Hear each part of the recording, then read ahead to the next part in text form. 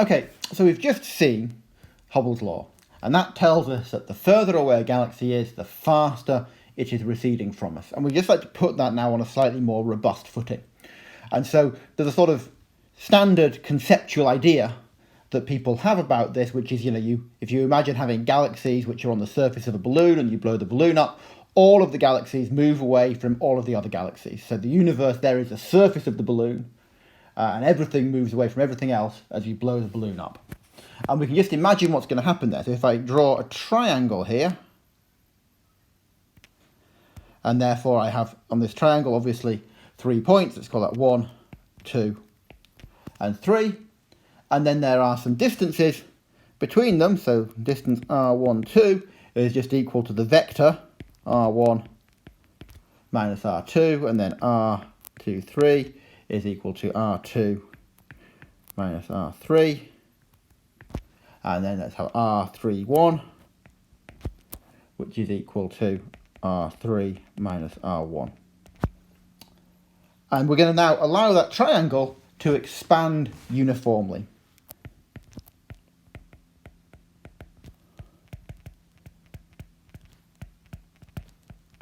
And what the uniform expansion means is that R1, 2 will get bigger at the same rate as R2, 3 will get bigger at the same rate as R3, 1. And what we can do there is we can introduce this parameter A, which is going to be very important in cosmology generally, and we call this the scale factor. And so we don't view, therefore, distances necessarily in the universe as being megaparsecs or meters. We can view them as being the scale factor. How much bigger or smaller is the universe as a function of time? So the important thing about the scale factor is it's a function of time, and really a function of time only. So in other words, if we have this triangle which is expanding, or perhaps contracting uniformly, then we can look at R1, 2 as a function of time, and that's just equal to A as a function of time times R1, 2 at time t0. So at some point I measure the distance R1, 2, and then at the future I know what it is because it's a scale factor. And that scale factor is the same for everything. So I can do R2, 3 and R3, 1 in exactly the same way.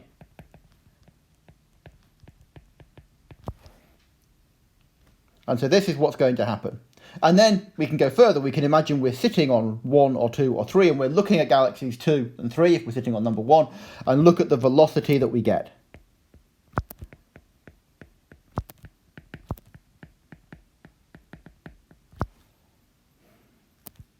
So V1, 2 is equal to dr1, 2 by dt, so it's a rate of change of distance.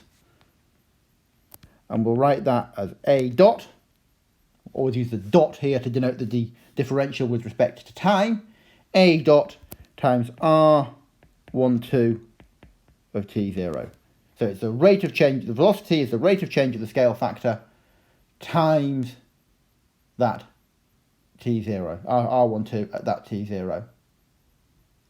Which is equal to a dot divided by a times r1, 2 at some later point, because r1, 2 of t0 here is just equal to r1, 2 of t over a of t.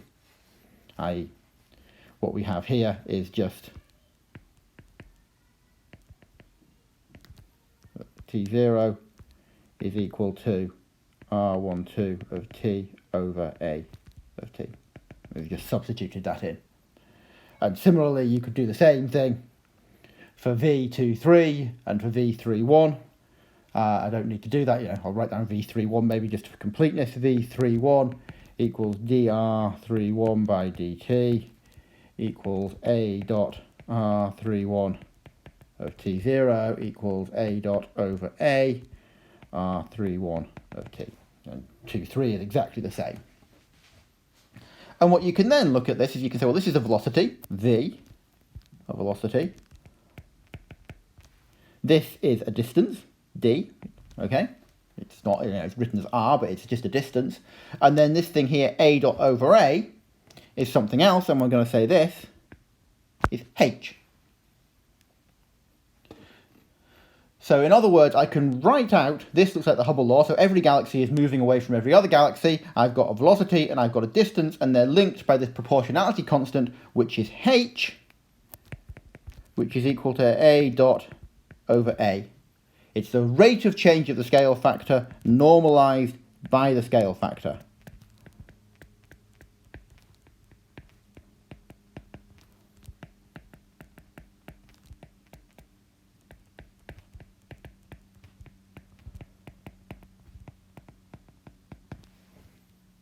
And h naught is just a dot over a at t equals t naught, i.e. at the current time. And here's a trick, and we'll use this extensively throughout the course. Normally, we set a naught, so that's the scale factor at the current time, equal to 1. And that's kind of handy because it means we measure the size of the universe in universes. So the universe is currently one universe big. In the future it gets bigger. In the past it gets smaller. So A gets larger going forward in time, smaller going back. And here's a really important point about the Hubble law when you look at it like this. If galaxies are moving apart now,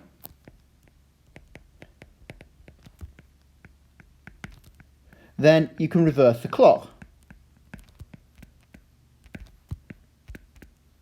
And if you reverse the clock, they were closer in the past, and there is some point where they were all in the same place.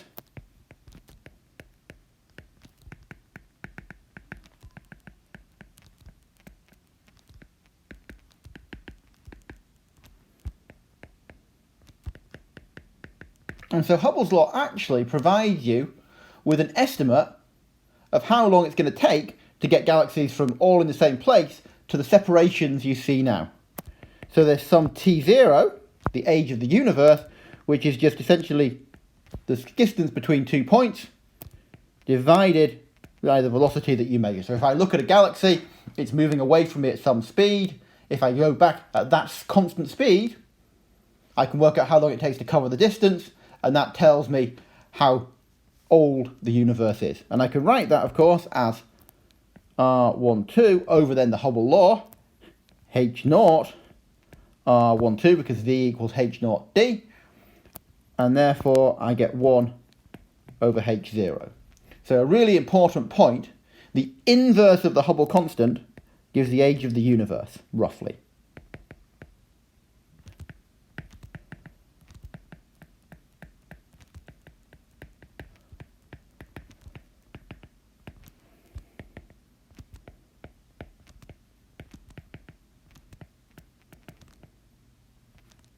We call that the Hubble time.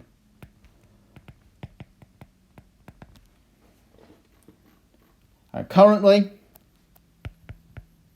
and again we'll come back to this later in the course because it's actually one of the key parameters in cosmology, it's about, we believe it's about 70 kilometers per second per megaparsec.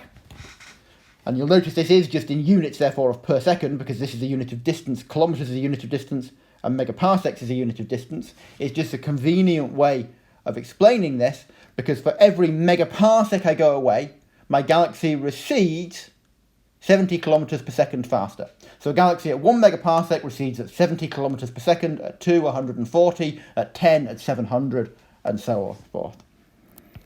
And so T naught, therefore, is about 14 billion years.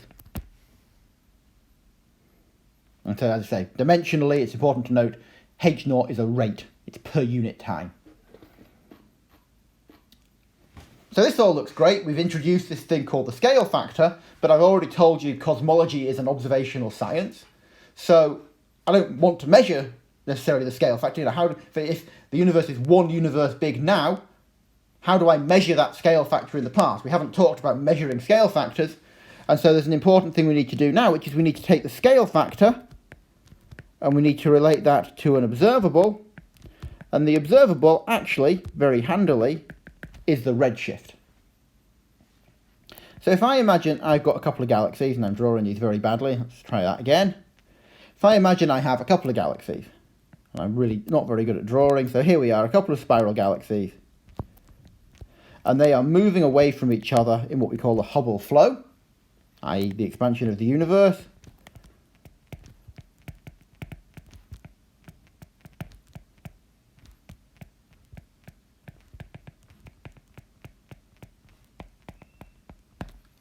Then what's going to happen?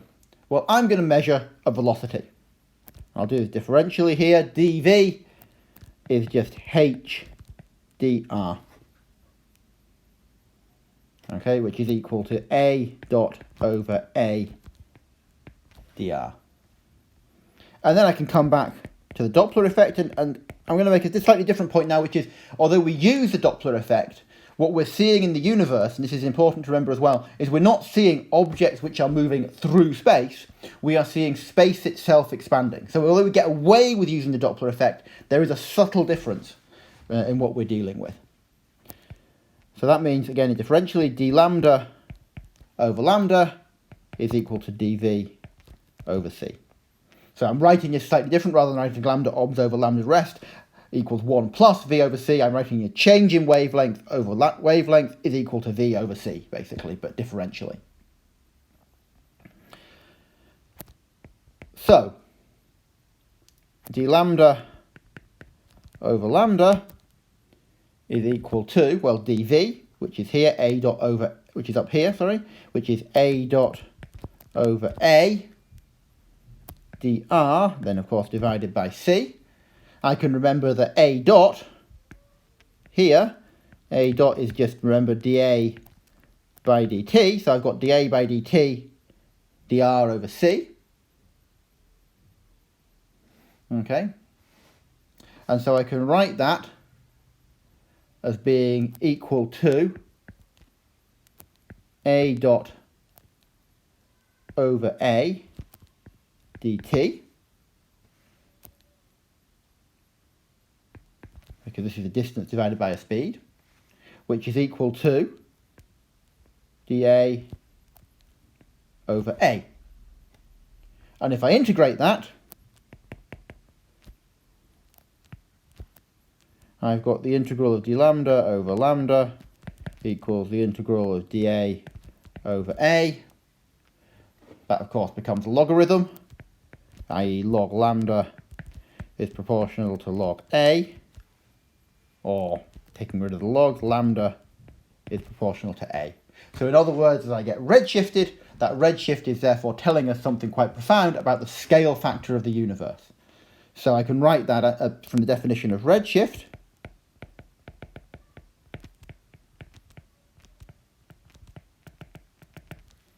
One plus z equals lambda obs over lambda rest equals a obs over a emit.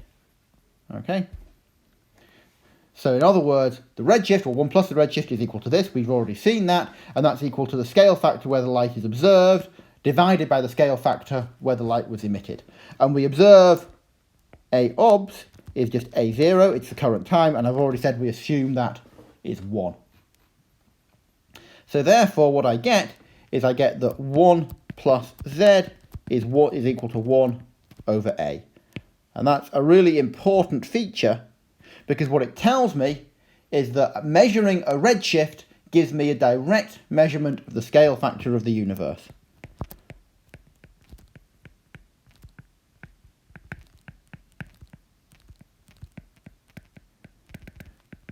So really quite profound.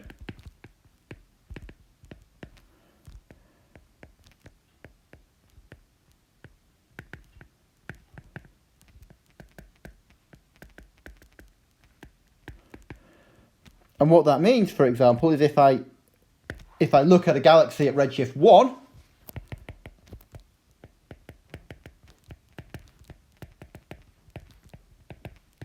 then A is a half. So at redshift 1, the universe was half its current size. At redshift 9, the universe was 1/10 of its current size. So what I actually have, therefore, is a very useful way. If I measure the redshifts of galaxies, and we've already heard that's easy, then I measure the scale factor of the universe. So I can see how the universe has grown. So really a quite profound measurement just from measuring velocities.